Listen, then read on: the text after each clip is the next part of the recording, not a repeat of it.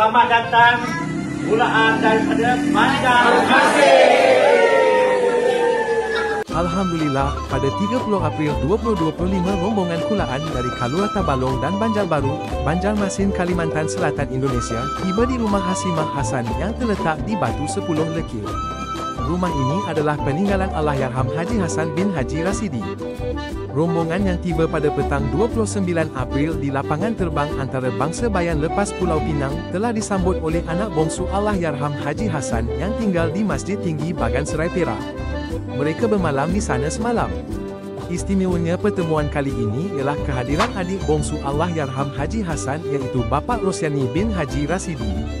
Pertemuan pertama kali dengan Pak Su Rosyani ialah pada 26 Februari 2024 di Kalua Tabalong.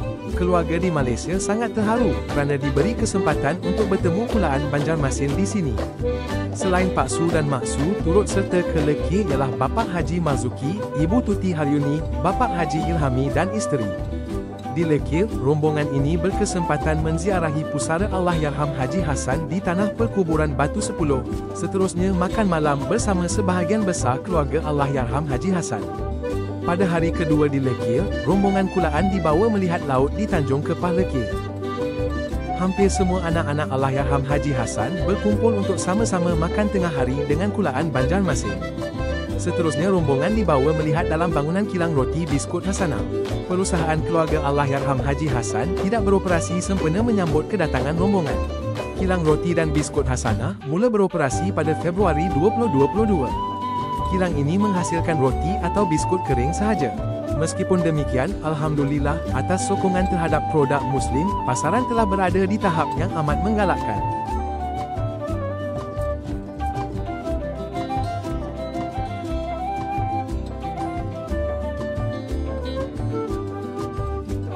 Pada sebelah malam hari kedua, semua keluarga Allahyarham Haji Hassan dan rombongan dibawa ke homestay di jiwa milik Haslina Hassan di Sitiawan Manjung untuk jamuan makan malam.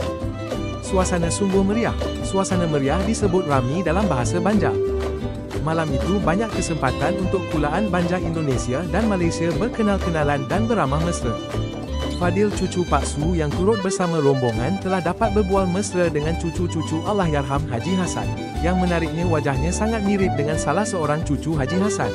Hari Sabtu 3 Mei selepas menghadiri majlis Walimatul Urus di Masjid Tinggi Bagan Serai, Pak Su, Mak Su dan Fadil dibawa ke Ban Pecah, Tanjung Piandang, Perak.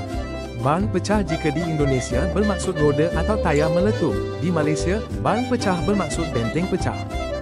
Mana Bapa Haji Marzuki dan Ibu Tuti? Oh ya, untuk makluman, Bapa Haji Marzuki dan Ibu Tuti Haryuni terpaksa pulang Indonesia selepas sahaja majlis Walimatul Urus kerana ada urusan yang tidak dijangka.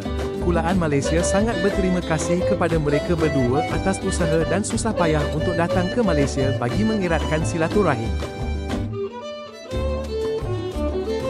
Pada 4 Mei 2025, Pak Su, Mak Su dan Fadil dibawa melawat Taman Tasik Taiping yang merupakan salah satu destinasi pelancongan yang popular di Taiping. 3 keluarga anak Allahyarham Haji Hassan berkesempatan bersama menyantuni keluarga Pak Su. Di Taman Tasik Taiping, suasana seperti berkilau. Duduk santai-santai sambil makan-makan. Manakala mata dapat menikmati pemandangan menghijau yang mendamaikan. Di samping itu, kedua kulaan berbual-bual mesra bak kata pepatah yang jauh didekatkan. Yang dekat diserasi-serasikan. Perancangan untuk membawa mereka ke Pulau Pangkor, Lumut dan destinasi menarik di luar negeri Perak juga tidak kesampaian kerana rombongan akan berangkat pulang pada 5 Mei 2025. Apapun kulaan Lekir berharap dapat membawa ke destinasi tersebut pada lain kali.